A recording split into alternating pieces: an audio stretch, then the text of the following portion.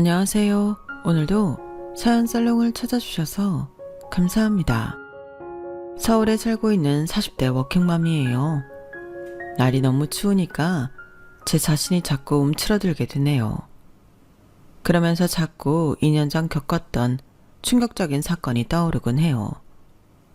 너무 쇼킹한 사건이라 그 자리에서 바로 도망쳐 나와 경찰에 신고했어요. 경찰과 전문가가 다 잘 수습해줬지만 제 마음속 트라우마로 남아있었기에 정신과까지 오래 다니며 치료받았죠. 사람은 착하게 살아야 하나 봐요. 제가 본 나쁜 사람들은 다들 말년이 비참하더라고요. 그 사실을 깨닫고 나니 저도 최대한 선하게 살려고 노력하고 있어요. 제가 귀신의 집처럼 무서워하는 집은 바로 시모와 시부가 살던 집이에요. 저희 예전 시댁이었죠. 충격적이었던 그 사건 이후로 어쨌든 모든 게 깔끔하게 마무리되긴 했어요.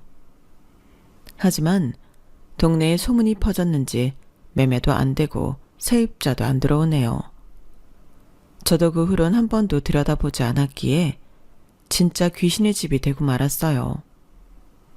제가 그러거나 말거나 할 수 있는 건 다행히 몇십 년간 해오던 의료 사업이 어느 정도 궤도에 올라 금전적으로 여유가 좀 있기 때문일 거예요. 어느 순간부터 돈에 대한 강박이 생길 정도로 돈에 집착하며 살아왔어요. 어릴 때 집안이 점차 기울면서 우리 가정이 완전히 파탄나 버렸거든요. 그때 돈의 위력을 실감했죠. 가난이 문으로 들어오면 행복은 창문 밖으로 달아난다는 말 있잖아요. 제가 겪어봐서 아는데 그거 진짜 맞는 말이에요. 그래서 다신 그렇게 가난하게 살지 않기 위해 진짜 젖먹던 힘까지 짜내며 열심히 살았어요. 그런 과정 속에서 남편도 만나고 아기도 갖고 결혼도 하면서 희노애락을 다 겪었네요. 그중 불행히도 부정적인 분노와 슬픔이 훨씬 많긴 했어요. 그럼에도 불구하고 똥밭을 굴러도 저승보단 이승이 나으니 열심히 살아야 했죠. 현재 상황은 저와 피가 안 섞인 사람들은 다 세상을 떠났어요.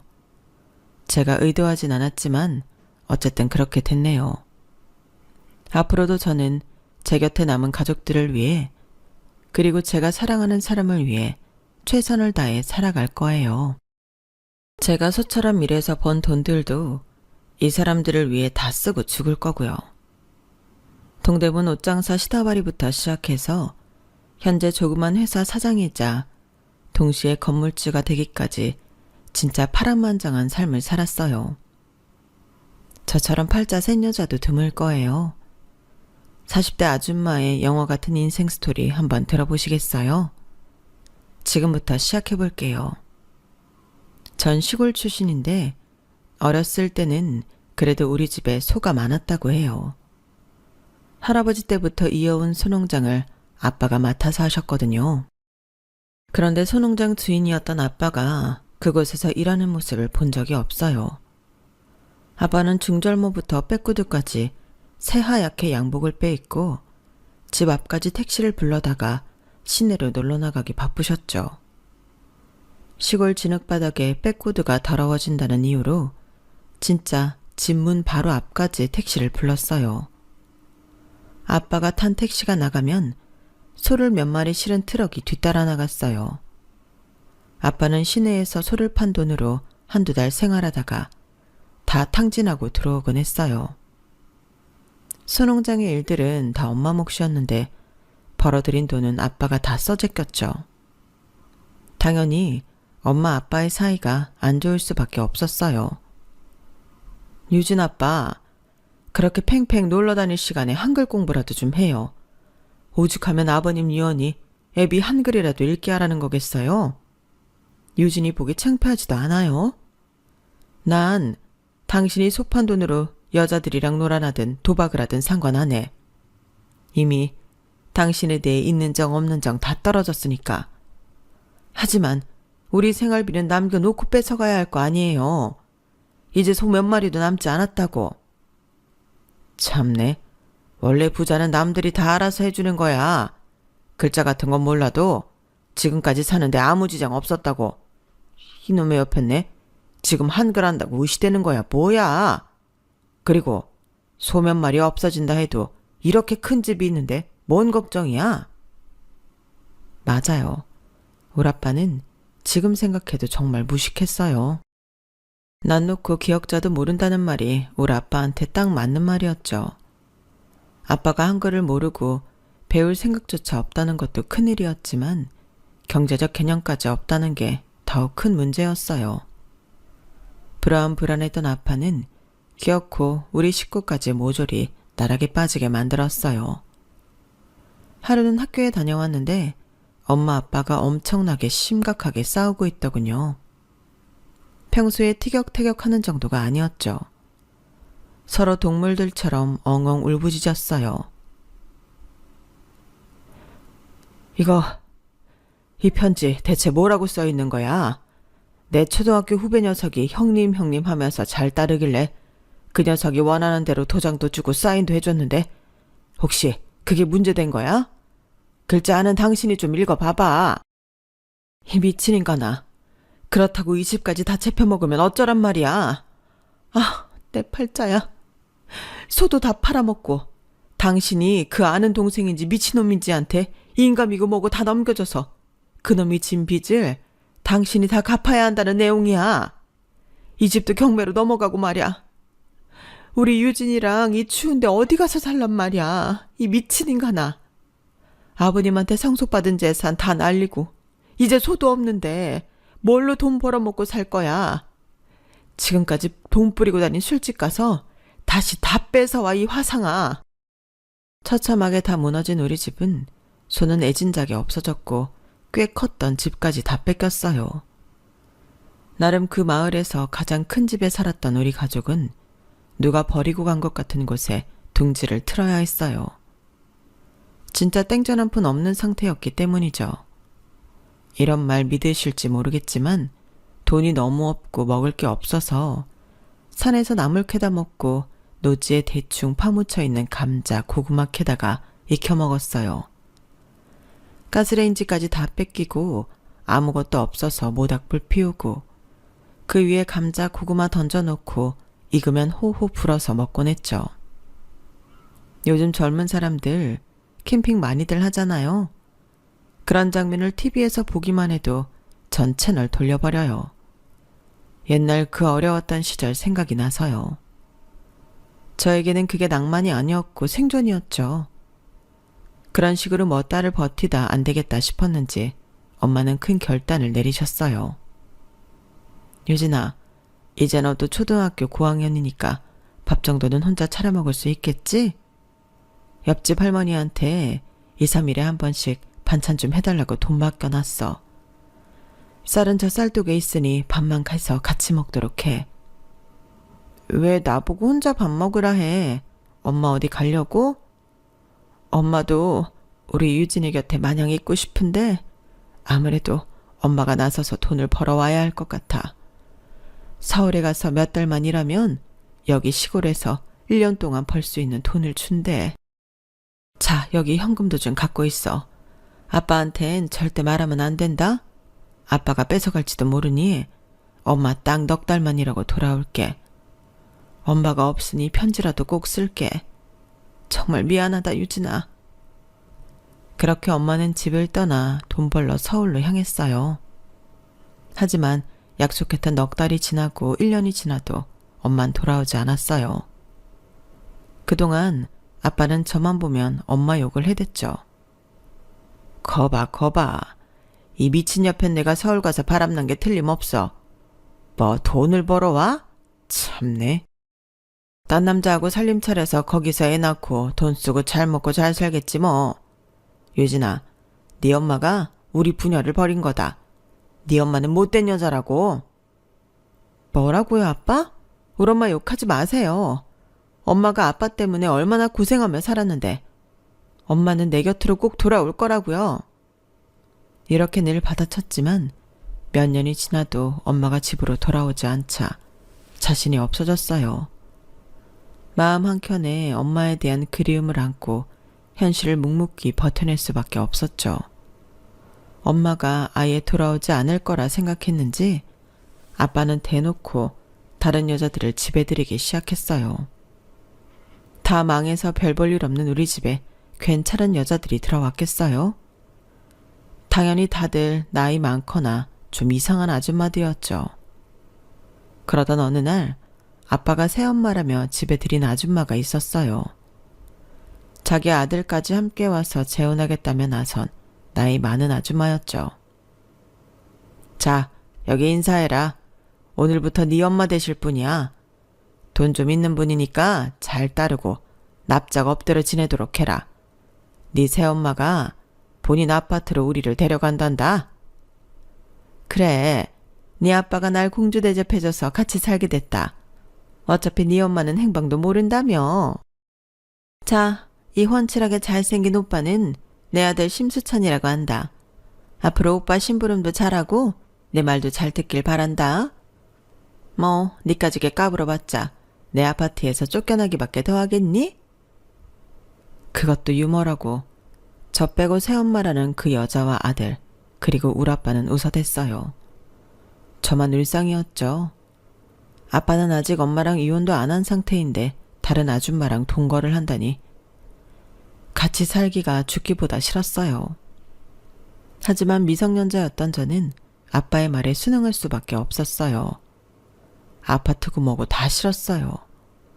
그저 빨리 어른이 되어 독립하고 싶었어요.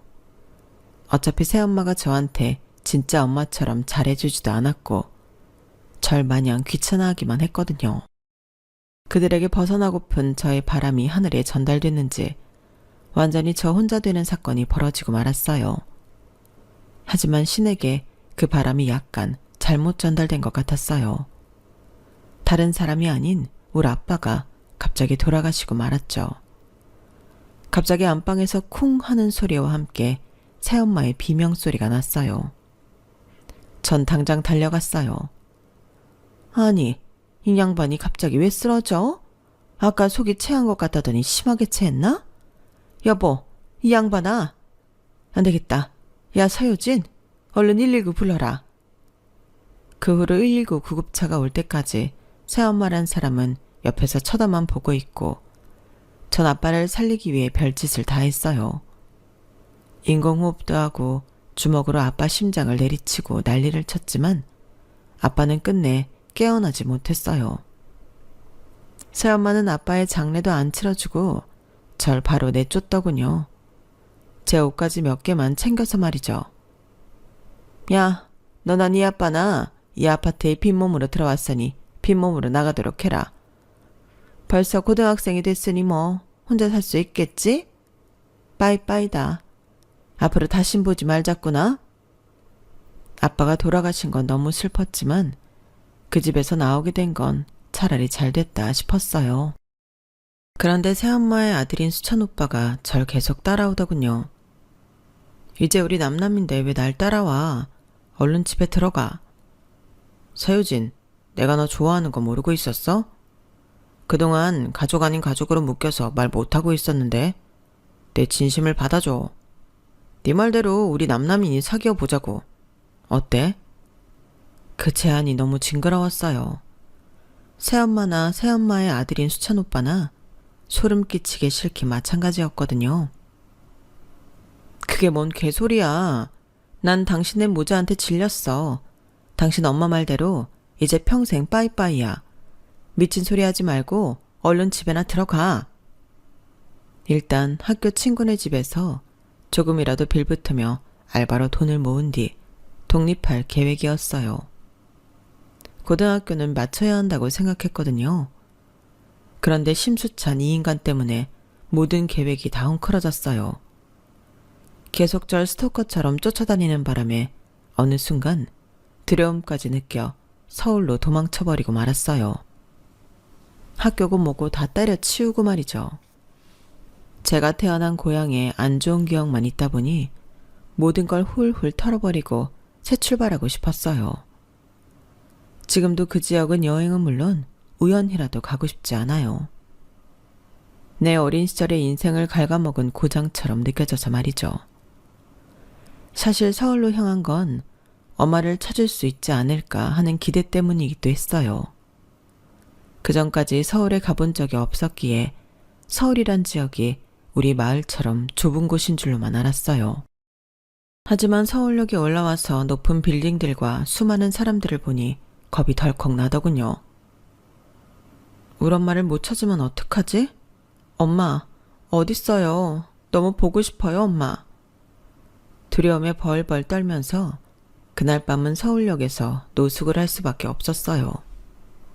동대문에 옷가게가 많다는 얘기를 얼핏 들은 적이 있어서 무작정 동대문으로 향했어요.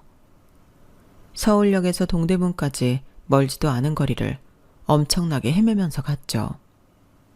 운 좋게 동대문 옷 도매시장에 시다발이 일자리를 구할 수 있었고 근처 고시원에 드디어 저만의 보금자리를 마련했어요. 보증금으로 50만 원에 월세 15만 원짜리 고시원으로 아주 허름한 곳이었지만 밥과 김치가 늘 제공되었어요. 그것만으로 세상을 다 가진 것 같았어요. 굶어 죽진 않겠구나라는 생각이 들더군요. 전 돈 벌어서 엄마를 찾겠다는 일념하에 진짜 미친 듯이 일했어요. 한 군데에서만 일한 게 아니라 여러 군데 시간별로 돌아가면서 일하며 알바비를 받았죠. 잠을 줄여가며 밤낮으로 일했더니 웬만한 회사원 월급보다 많이 벌더군요. 하지만 긴장의 끈을 놓지 않고 허리띠 졸라매며 살았어요. 원룸이나 좀 더 편한 주거지로 옮길 수도 있었지만 아끼고 또 아꼈죠. 돈이 있어야 엄마를 찾을 수 있다고 생각했거든요. 돈이 살짝 모이면 그 돈으로 엄마의 사진과 인적사항을 전단지로 제작해 돌렸어요. 좀 더 모이면 현수막을 제작해 걸기도 하고 경찰이나 사회단체 등에 제발 엄마를 찾아달라고 호소했어요. 그런데도 역부족이었는지 소식이 없었어요. 전 그래도 절대 포기하지 않았어요. 반드시 만날 수 있을 거라는 꿈을 갖고 살았어요. 언젠가 엄마를 만날 수 있을 거란 사실이 제 삶의 원동력이었거든요. 어쨌든 그렇게 악착같이 살아서 돈을 꽤 모을 수 있었고 통장을 보면 숨통이 트이는 느낌이었어요. 맨날 남의 가게 전전하며 시다바리 역할만 하다가 저만의 옷가게도 냈어요. 그동안에 단골들이 많아서 꽤 잘 되었죠. 자만하지 않고 꾸준히 성실하게 열심히 했어요. 그날 저녁도 퇴근 후 밥과 김치와 물로 배를 채우려 공용 부엌으로 나가는데 옆방에서 웬 남자 손이 쑥 하나 나오더군요. 그 손에는 라면이 들려 있었죠. 맨날 김치에 밥만 먹지 말고 라면도 한 번씩 끓여 먹어보세요. 옷가게 사장님이죠? 돈도 많이 버실 텐데 맨날 김치랑 밥만 먹는 건 좀 그렇잖아요. 옷가게 하면서 거의 여자 손님들이었기에 남자랑 말하는 것 자체가 오랜만이었어요. 그동안 서울살이 하면서 산전수전 다 겪어서 이제 낯도 안 가리고 씩씩해졌다고 생각했는데 아니었나 봐요. 웬 총각이 대화를 걸어오자 갑자기 귀까지 확 빨개졌죠. 이거 먹어도 되나요? 감사합니다. 그 남자는 변죽 좋게 계속 말을 이어갔어요. 감사는요 무슨, 대신 같이 먹어도 될까요? 저도 마침 출출했거든요.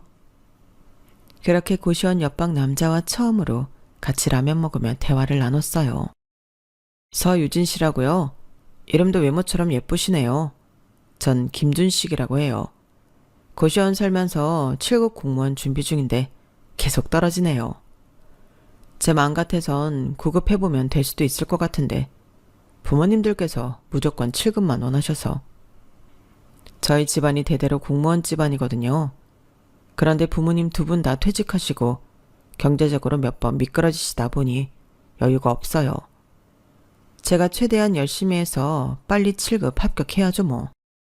집안과 가족 얘기, 7급 공무원 자꾸 떨어진다는 이야기가 나오자 이 남자의 얼굴이 조금 어두워졌어요. 하지만 전 그런 가족이라도 있었으면 좋겠다는 마음이 들었어요. 자연스레 몇 년째 백방으로 찾고 있는 우리 엄마가 떠올랐죠. 하여튼 그 후로 고시원 옆방 남자 김준식과 친해졌어요. 솔직히 서로 이성적으로 호감이 있는 게 느껴졌지만 누구도 섣불리 사귀자고 얘기를 못 꺼내고 있었어요. 서로의 상황이 연애하기 좋은 상황은 아니었으니까요. 그렇게 애매한 상황이 1년이나 흐르고 전 옷가게 사장으로서 점점 짐도 많아지고 해서 더 이상 고시원에 사는 건 불가능했어요. 사실 애진작에 큰 집을 얻어 살았어야 하는데 그놈의 돈 아끼느라 고시원에서 계속 지냈던 거죠. 밥과 물, 김치만 먹으면서 말이에요. 지금 생각하면 그때 당시 전 너무 어리석었지만 덕분에 많은 돈을 모을 수 있었어요. 진짜 꽤 많은 돈 말이죠. 단순히 도매시장 옷가게에서 벗어나 온라인으로 쇼핑몰을 창업했고 그게 더 커져서 오프라인 옷가게까지 확장 이전을 하게 됐어요. 돈 안 쓰고 경주마처럼 일만 한 결과였죠. 드디어 30평대 아파트를 제 이름으로 장만하여 이사를 가기로 한 날이었어요. 아무리 좁은 고시원이었지만 자잘한 짐이 꽤 많더군요. 여행 가방에 이삿짐을 넣고 고시원을 나오는데 옆방 총각 김준식이 제 팔을 잡더라고요. 유진 씨, 지금 여기 나가도 나랑 만나줄 거예요? 그럼요, 준식 씨. 서로 전화번호 아니까 연락하며 지내요. 저 불안해서 안 되겠어요. 아직 합격도 못하고 돈도 못 버는 백수지만 지금 이 말 안 하면 유진 씨가 어디론가 날아버릴 것만 같아서 꽉 잡아둬야겠어요. 유진 씨 너무 좋아해요. 아니 사랑해요. 나랑 사귀어 주세요. 내가 나중에 합격한 후에 정식 프로포즈 할게요. 결혼도 하고 싶어요. 제 말대로 해주세요. 네? 평소엔 그냥 진중해 보였던 그가 제가 고시원을 떠나게 되니 엄청 다급했나 보더라고요.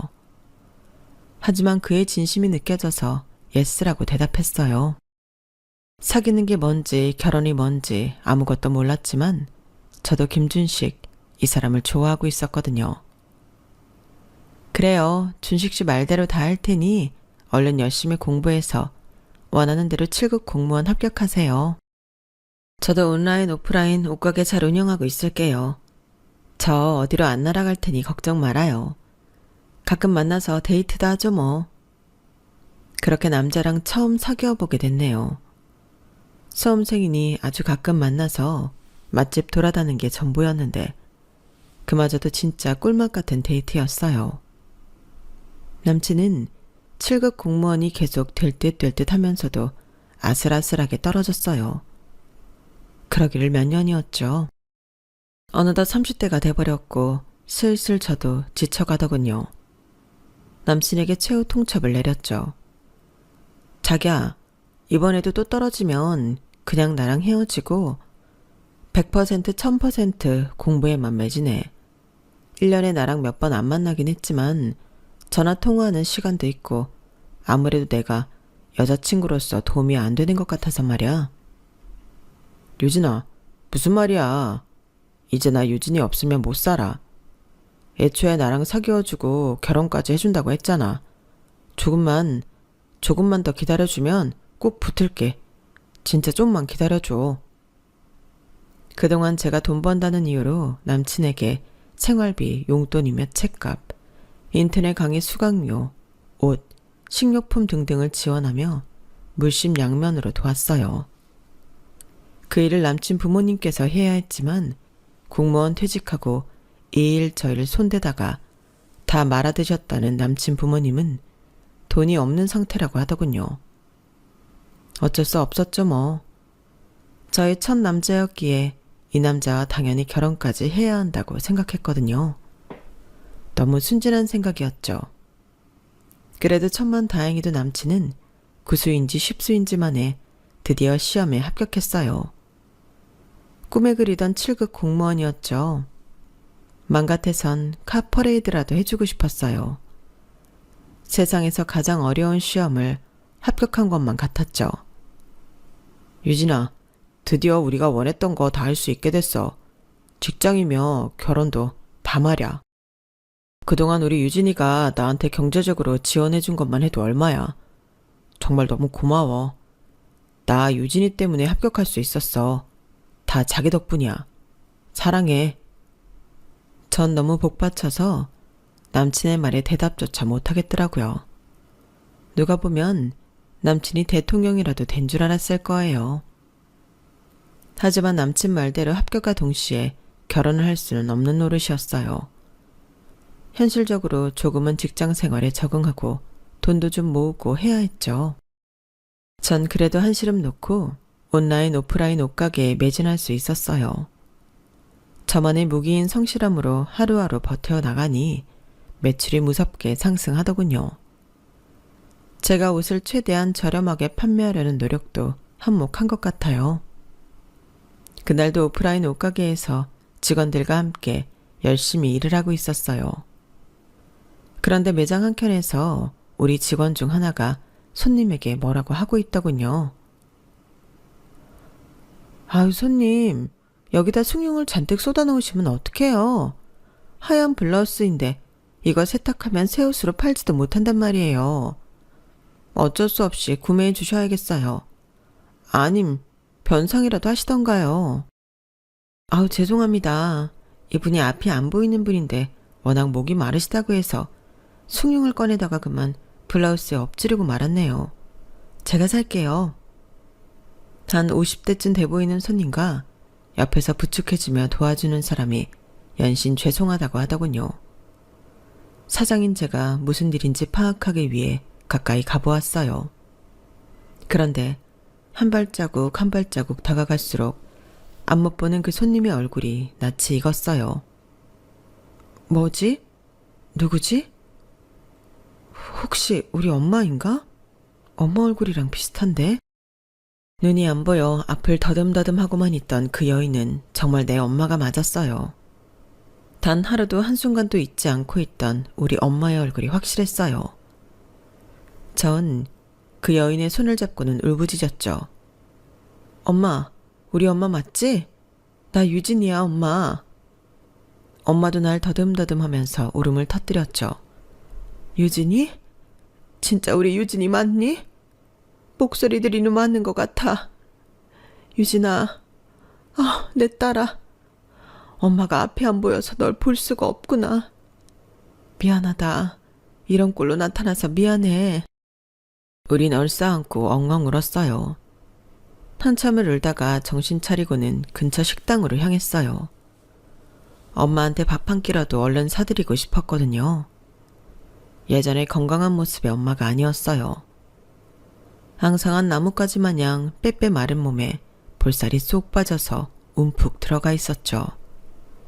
무엇보다 멀쩡했던 엄마가 왜 눈이 멀게 됐는지 비통했어요.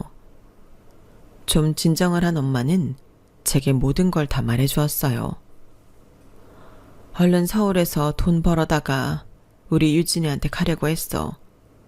그런데 눈 뜨고 코 베인다는 서울살이는 엄마한테 참 가혹했지. 몇 달만 일하면 돈 준다던 사장은 잠적하고 돈 한 푼 못 받고 길거리에서 뺑소니 차량에 치여 아주 크게 다치고 말았지. 목숨을 건진 게 용할 정도였어.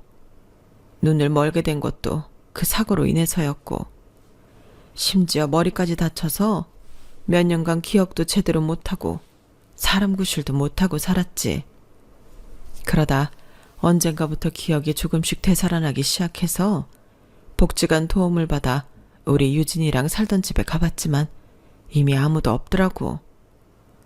동네 사람에게 수소문 해봤더니 네 아빠는 죽고 너도 서울로 떠났다더구나. 나도 참 바보 같은 게 경찰에 부탁해서라도 널 찾았어야 했는데 엄마 꼴이 이렇다 보니 적극적으로 찾지 못했어. 너에게 짐만 될까봐. 너 사는 것도 힘들 것 같아서 말이야. 모든 잘못은 엄마가 했어. 정말 미안하다, 유진아. 그동안 사느라 힘들었지? 다 내 탓이야, 내 탓. 엄마, 무슨 말이야. 나 옷장사에서 돈도 많이 모아놨어요. 내 명의로 된 아파트도 있으니 이제 같이 살아요, 엄마. 이렇게 내 곁에 와준 것만으로도 난 진짜 행복해. 이제 평생 엄마랑 떨어지지 않을 거야. 맘 푹 놓고 여유롭게 살아요, 엄마. 돈 좀 써가면서. 꿈에 그리던 엄마와 저희 집에서 함께 살게 됐어요. 엄마와 나란히 누워 자는데 이게 꿈인가 생시인가 구분이 안 가더군요. 엄마가 그동안 복지관에서 일하면서 조금씩 돈 벌던 게 있었는데 관두시게 했어요. 용돈은 제가 드리면 되니까요. 비록 안 못 보는 엄마였지만 여기저기 모시고 다니며 좋은 공기라도 쐬게 해드리고 싶었어요. 백화점도 자주 갔어요. 제가 옷 장사를 해서 옷이 넘쳐나긴 했지만 명품 가방이나 스카프도 사드렸어요. 옛날 예뻤던 우리 엄마 미모를 되찾아주고 싶었거든요. 그날도 엄마와 함께 백화점에 갔는데 저쪽 편에서 손님과 매장 주인 간에 큰 소리가 나더군요. 아니 고객님, 이번이 몇 번째인가요? 계속 환불해 가시면 어떡해요? 한두 번도 아니고 지금 여기 매장들 돌아가시면서 몇 차례씩 환불하는 거 저희 모를 줄 아세요? 지금 여기 백화점에 소문 다 돌았다고요. 사가셔서 입어보시고 환불하는 거 누가 모를 줄 알아요? 고객님 블랙리스트에 올랐다고요. 아니 뭐야? 감히 날 블랙리스트에 올려? 내가 이 백화점에 밥 먹듯이 방문하는데 최고의 고객을 감히? 백화점 사장 어딨어? 당장 나오라 그래. 아, 말이 안 통하네.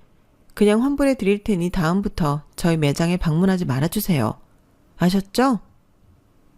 진상 고객으로 보이는 그 아줌마는 씩씩거리며 다른 매장으로 가서 또 물건을 구입하더군요. 아마 며칠 후에 또 환불을 하겠죠. 제가 옷 장사를 하다 보니 저런 진상 손님을 몇 번 겪어봤죠. 얼굴을 보아하니 욕심이 덕지덕지 붙은 사람이었어요. 엄마와 함께 그 여자 앞을 지나가는데 성격도 참 지랄맞더군요. 아, 뭐야, 맹인이야? 왜 사람 앞길을 막고 그래? 지나가려면 빨리 지나가든가. 전 천천히 지나가던 엄마에게 뭐라 하는 그 여자에게 열이 뻗쳤죠. 아니 아줌마, 다 밀쳐내면 미친 듯이 빨리 가려는 사람이 잘못이에요. 보통 속도로 지나가는 사람이 잘못이에요. 앞 좀 잘 보고 가세요. 뭐 잘못이라도 했나? 참네. 뭐야 이 미친년이? 백화점이고 뭐고 나랑 한판 붙어볼래? 젊은 년이 어디 감히 어른한테 지랄이야. 진짜 그 아줌마랑 한판 붙고 싶었지만 엄마가 옆에서 긋고 말리셨어요. 그렇게 서로 씩씩대며 갈 길 갔죠 뭐. 전 1분만 눈 감고 걸어도 이 세상이 공포스러운데 엄마는 완전히 눈이 멀어버렸으니 사는데 얼마나 힘들었을까 예상이 갔어요. 더더욱 우리 엄마에게 잘해드려야겠다 싶었죠. 7급 공무원 생활을 잘하고 있던 남친도 저희 엄마와의 재회를 참 기뻐해줬어요. 유진아, 장모님 너무 좋으신 분 같아. 예비사위인 나도 예뻐해 주시니 말야. 이제 우리 슬슬 결혼 추진하자. 직장생활도 안정됐고 많이는 아니지만 돈도 조금 모았으니 말야. 다행히 엄마는 남친을 마음에 들어 하셨고 저도 당연히 결혼해야겠다고 생각했어요. 이제 남은 관문은 남친 쪽 부모님을 만나 허락을 받는 거였죠. 그런데 가장 큰 혼수가 미리 생겨버렸어요. 남친과의 사이에서 아이가 생긴 거였죠. 남친과 결혼하면 아이를 2명 이상 갖고 싶은 욕심이 있었는데 이렇게 결혼 전에 생길 줄은 꿈에도 몰랐네요. 그래도 저와 남친, 엄마는 이 소식에 행복해했어요.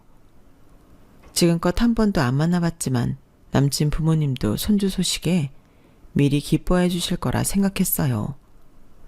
그런데 그건 저만의 착각이더군요. 아기 소식에 급하게 꾸려진 상견례 자리에서 벼랑간 불같은 꾸짖음을 받고 말았어요. 예비 시부모들로부터 말이죠. 어? 너 그때 백화점에서 나랑 한판 붙으려던 그 젊은 애 아냐? 눈먼 엄마랑. 맞네. 그때도 싸가지 없다니 결혼 전에 덜컥 임신이나 해오고 여전히 싹수가 노랗구나.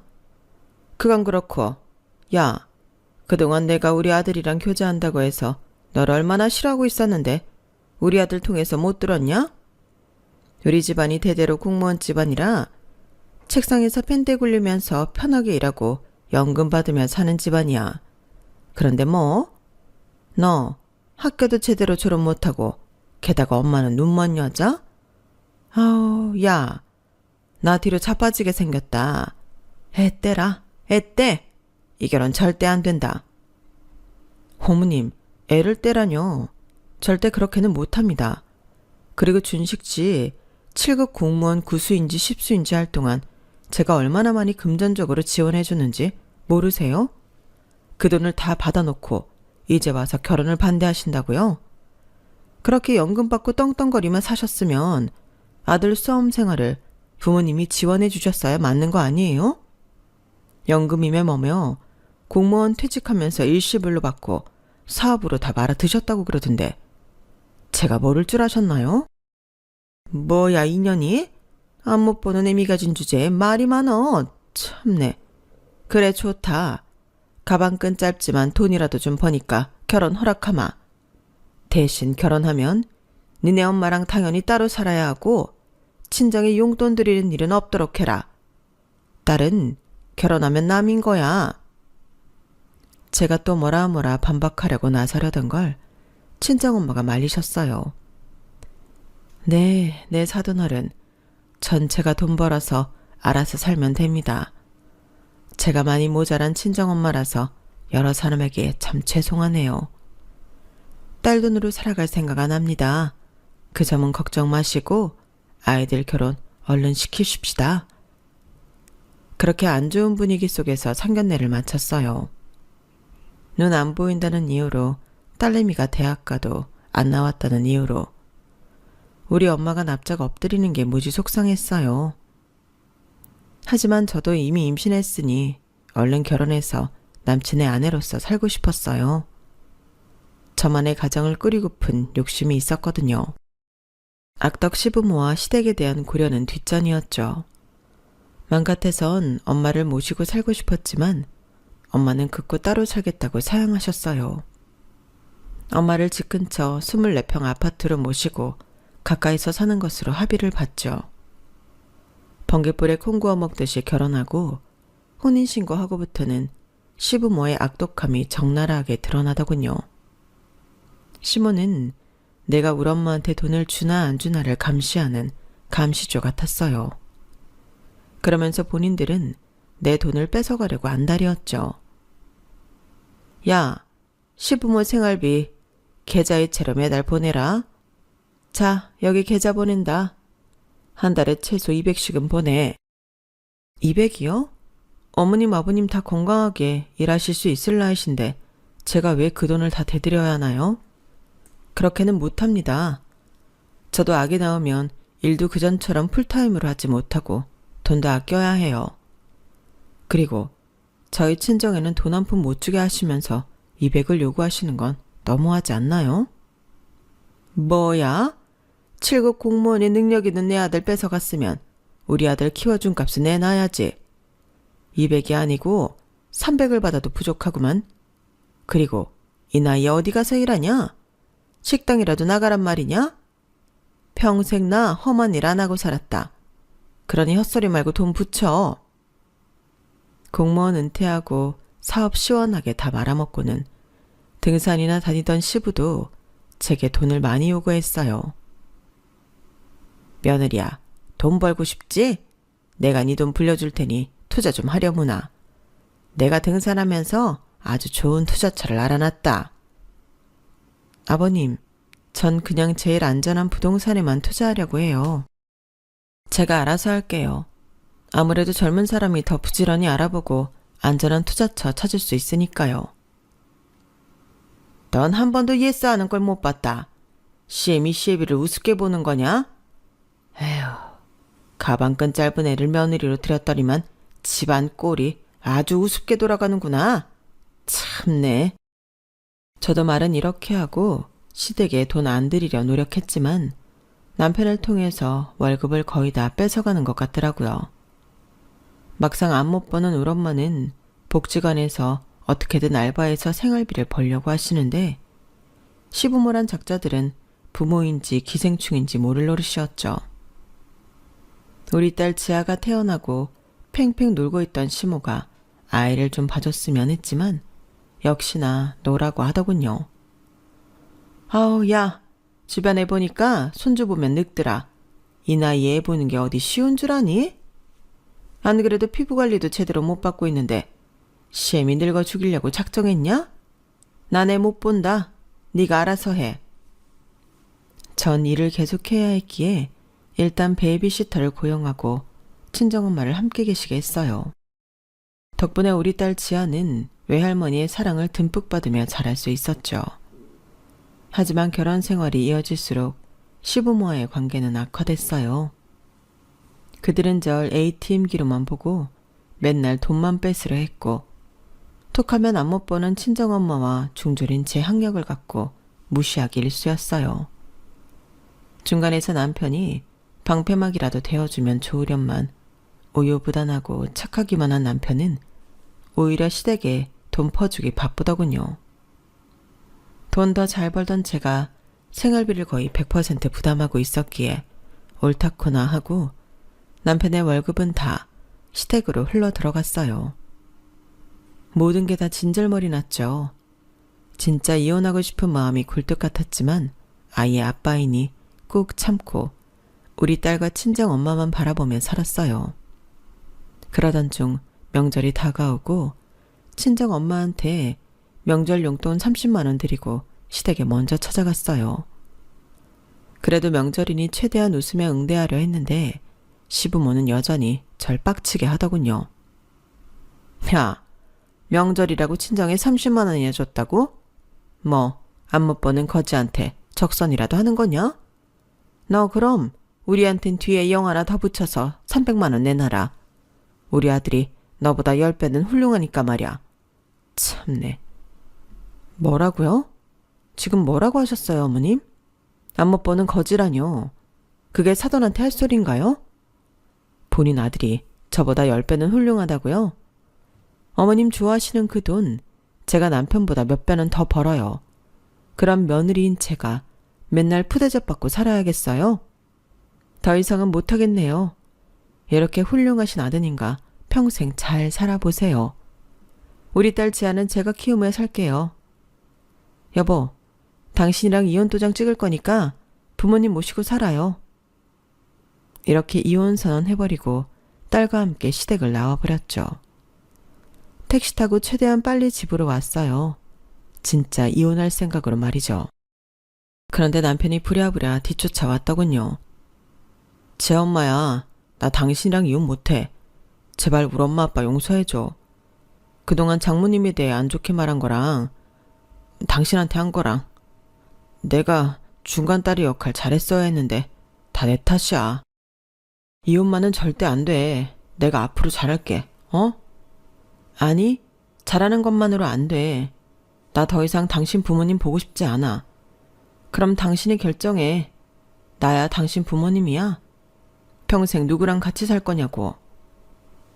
남편은 저와의 이혼을 막기 위해 저와 우리 딸을 선택했어요. 또 모르죠. 뒤에선 연락을 하고 있었는지도요. 전 시부모와 연락을 끊은 동안 지금까지 모은 돈과 대출까지 좀 껴서 5층짜리 건물을 하나 구입했어요. 맨 위층과 그 아래층에 살림집이 있었는데 저희 가족과 엄마가 나란히 아래 위로 살 수 있게 했어요. 사실 기존의 아파트를 팔고 온 이유 중 하나가 시부모가 계속 돈 달라고 찾아온 것도 있었어요. 연락을 끊었다고는 했지만 그들로부터 전화든 집에 찾아오든 간에 지속적으로 돈 달라는 요구를 받았었거든요. 다 지겨웠어요.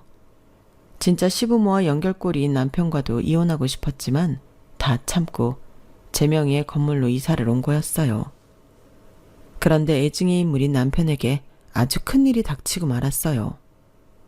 뇌졸중으로 쓰러지고 만 거였죠. 건강해 보였던 사람이 거의 식물인간이 되어 천장만 바라보고 누워있으니 불쌍하더군요. 저와 딸내미 친정엄마까지 나서서 간병 생활이 시작되었어요. 물론 24시간 간병인도 써가면서 말이죠. 제가 이 모든 걸 감당할 경제력이 있는 게 천만다행이었어요. 그렇게 몇 년이 지나고 우리 모두의 정성이 허망하게도 남편은 자다가 저 세상으로 떠나버리고 말았어요. 제 첫사랑이자 첫 남자였던 남편이 죽어버리니 제 마음도 무너지더군요. 그동안 시부모 때문이라도 얄미운 마음도 있었지만 남편이 쓰러지고 정신없이 간병하는 동안 그에게 측은지심만 들었어요. 조만간 시부모에게 다시 연락해서 병상에 누운 남편을 만나게 해줘야겠다고 생각하고 있었는데 너무 허무하게 떠나버린 것에 미안했어요. 마치 제가 남편과 시부모와의 천륜을 끄는 것처럼 여겨졌죠. 무거운 마음을 안고 시댁에 찾아갔어요. 몇 번을 띵동하고 배를 울려도 시부모가 나오지 않았어요. 집 앞에는 시부모 이름으로 된 여러 우편물들만 수북히 쌓여 있었죠. 어디 여행이라도 가셨나 싶어 비밀번호를 누르고 들어갔어요. 문을 열자 시모가 초점 없는 눈을 하고는 문 앞에 서 있더군요. 전 깜짝 놀랐죠. 어머, 어머님, 왜 문을 안 열어주셨어요? 아, 이 꼴은 다 뭐예요? 저 말씀드릴 일이 있어서 찾아왔어요. 거실로 들어가서 말씀드릴게요. 죽었어. 죽었어. 시모는 남편의 죽음을 알고 있다는 듯이 죽었어를 연발했어요. 어머님, 혹시 소식 들으셨어요? 저도 지아 아빠 간호하느라 경황이 없어서 연락 못 드렸어요. 조만간 연락 드리려고 했는데 허무하게 저 세상으로 떠나버렸어요. 제 아빠가 얼마 전에 하늘나라로. 그런데 시모가 좀 이상했어요. 집안은 개판이었고 악취가 진동하고 있었죠. 무엇보다도 내 말도 잘 못 알아듣는 것 같더라고요. 어머님, 정신 좀 차려보세요. 혹시 치매가 온 거예요? 저 누군지 알아보시겠어요? 아버님은 어디 가시고요? 혼자 계신 거예요? 아, 냄새. 제가 집 좀 치워드릴게요. 그리고는 안방으로 들어갔는데 시부가 침대에 누워있더군요. 그런데 좀 이상했어요. 시부는 이미 돌아가신 후였죠. 가슴이 철렁하더군요.